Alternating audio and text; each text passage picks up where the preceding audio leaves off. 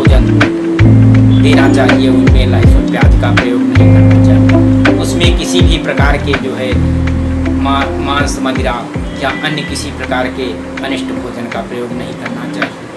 देखिए, जब मनुष्य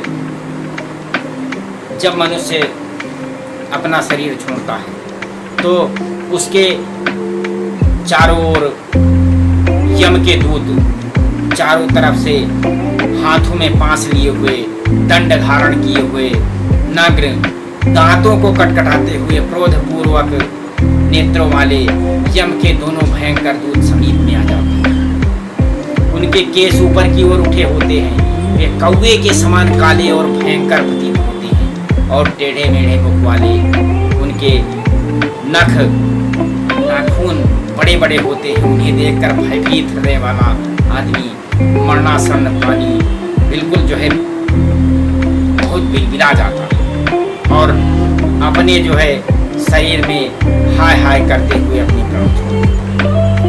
यमदूत द्वारा पकड़ा हुआ वो अंगुष्ठ मात्र प्रमाण का पुरुष अपने घर को देखता हुआ यमदूतों के द्वारा यातना देह से ढक करके गले में बलपूर्वक पास बांधकर वो उसको जो है पकड़ लेते हैं और यम यातना देने के लिए उसको इस प्रकार से ले जाया। जिस प्रकार राजपुरुष दंडनीय अपराधी को दंड देते हैं, जैसे राजा अपराधी को दंड देता है, उसी प्रकार से वो जब आदमी गलत काम करता है, चोरी जारी दुनिया भर के उल्टे सीधे काम करता है और कभी भगवान का नाम नहीं लेता, तो ऐसे आदमी को यम के दूत जाकर के पकड़ लेते हैं और इस प्रकार से ले जाते हैं। हाँ, और उसे जीव को यम के दूत तर्जना करके डराते हैं और नरक की तीव्र भय का पुनः पुनः वर्णन करते हैं और जो है नाना प्रकार से उनको कष्ट देते हैं।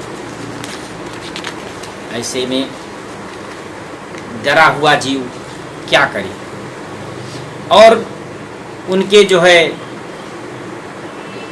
उनके बच्चों को, अपने पितरों को तारने के लिए क्या करना चाहिए, ये मैं आज बताता हूँ। और ऐसे जो आदमी जाकर के सबको ले जाकर के और कुंभी पाक नरक, एक नरक की श्रेणी होती है, उसमें ले जाकर के डाल दिया जाता है। तो ऐसे आदमी को क्या करना चाहिए, उसके लिए मैं एक छोटी सी कथा आपको सुनाता हूँ। ये कथा है कि जल स्थान में एक जनस्थान नाम में एक जल नाम का ब्राह्मण था, जो कौशिक वंश में उत्पन्न हुआ था। उसने अपना जाति धर्म छोड़कर बनिए का व्यवसाय करना शुरू कर दिया। उसे पराई स्त्रियों के साथ गलत काम करने का व्यसन हो गया। वो जुआ खेलता, शराब पीता और शिकार खेलकर जीवों की हिंसा किया करता था। इस प्रकार से उसका बहुत समय बीत गया और धन नष्ट हो जाने पर वो व्यापार के लिए एक बार उत्तर दिशा की ओर चल पड़ा। वहाँ से धन कमाकर घर की ओर लौटा। बहुत दूर तक का रास्ता उसने तय कर लिया था। एक दिन सूर्यास्त हो जाने पर एक जगह रुका और वृक्ष के नीचे लुटेरे ने उसको जो है धर दबाया और उसके प्राण ले लिए। उसके धर्म का लोप हो गया, इसलिए वो बड़ा भयानक प्रेत हुआ। उसका पुत्र बड़ा धर्मात्मा और वेदों का विद्वान था। उसने अब तक पिता के लौट आने की राह देखी। जब वे नहीं आए तब उनका पता लगाने के लिए वो स्वयं भी घर छोड़कर चल दिया। वो प्रतिदिन खोज करता, मगर राहगीरों से पूछने पर उसे उनका कुछ समाचार नहीं मिलता था। तदनंतर एक दिन एक मनुष्य से उसकी भेंट हो गई, जो उसके पिता का सहायक था। उसका सारा हाल जानकर उसने पिता की मृत्यु पर बहुत शोक किया। वो बड़ा बुद्धिमान था।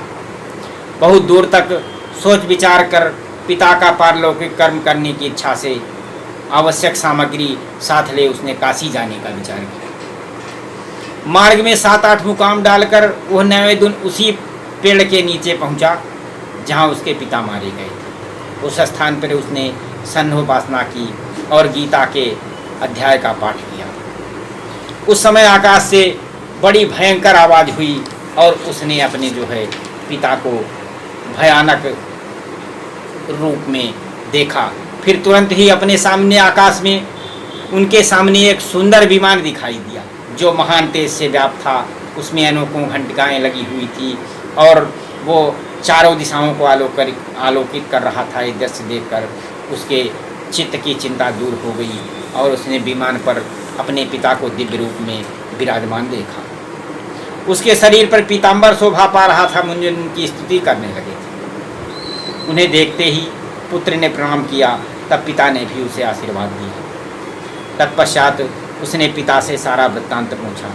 उसके उत्तर पे पिता ने यह बात बताकर इस प्रकार कहना आरंभ किया कि बेटा, दैववश मेरे निकट आकर गीता के अध्याय का पाठ करके तुमने इस शरीर के द्वारा किए हुए दुष्टज कर्म से मुझे छुड़ा लिया है।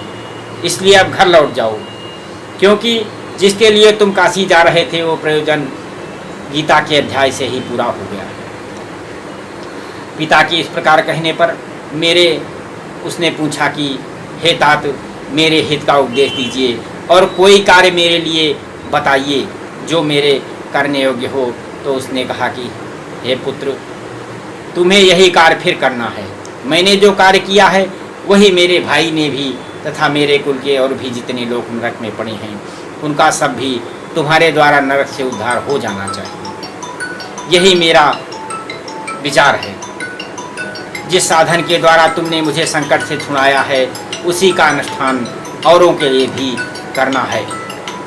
उसका अनुष्ठान करके उससे होने वाले पुण्य उन नारकी जीवों को तुम दे दो। इससे वे समस्त पूर्वज मेरी ही तरह यातना से मुक्त होकर विष्णु के परम धाम को प्राप्त हो जाएंगे। पिता का यह संदेश सुनकर पुत्र ने कहा कि तात, यदि ऐसी बात है और आपकी भी ऐसी ही रुचि है तो मैं समस्त नारकी जीवों का नरक से उद्धार कर दूंगा। ये सुनकर उसके पिता बोले कि बेटा, एवमस्तु, तुम्हारा कल्याण हो। मेरा अत्यंत प्रिय कार्य संपन्न हो गया। इस प्रकार पुत्र को आश्वासन देकर उसके पिता भगवान विष्णु के परम धाम को चले गए। तत्पश्चात वो भी लौटकर जनस्थान में आया और परम सुंदर भगवान श्री कृष्ण के मंदिर में उनके समक्ष बैठकर पिता के आदेशानुसार गीता के 3रे अध्याय का पाठ करने लगा। उसने नारकी जीवों का उद्धार करने की इच्छा से गीता पाठ जनित सारा पुण्य संकल्प करके दे दिया।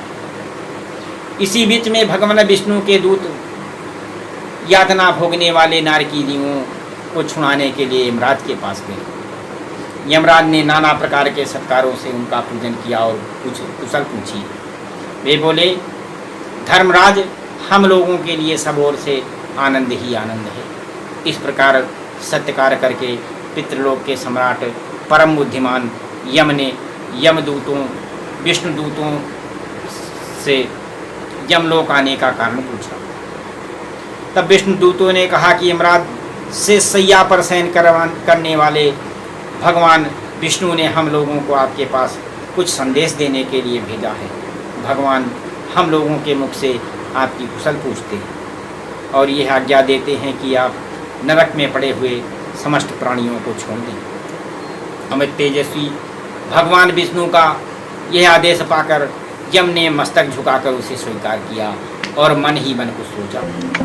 तत्पश्चात मदोन्मत्त नारकी जीवों को नरक से मुक्ति देकर उनके साथ वे भगवान विष्णु के वासस्थान को चले गए।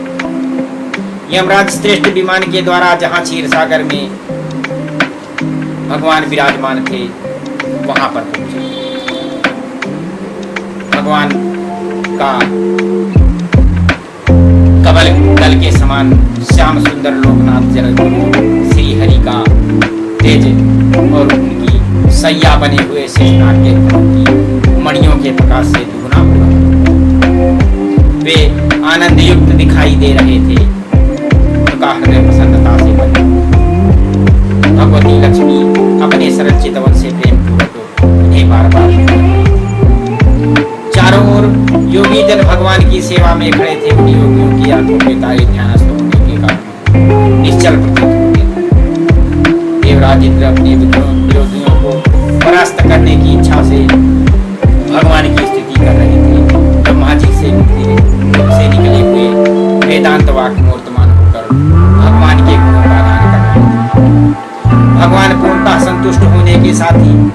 समस्त योनियों की ओर से उदासीन प्रतीत होते थे। जीवों में से जिन्होंने योग साधना के द्वारा अधिक पुण्य संचय किया था, उन सबको एक ही सात्विक कृपा दृष्टि से निभाते।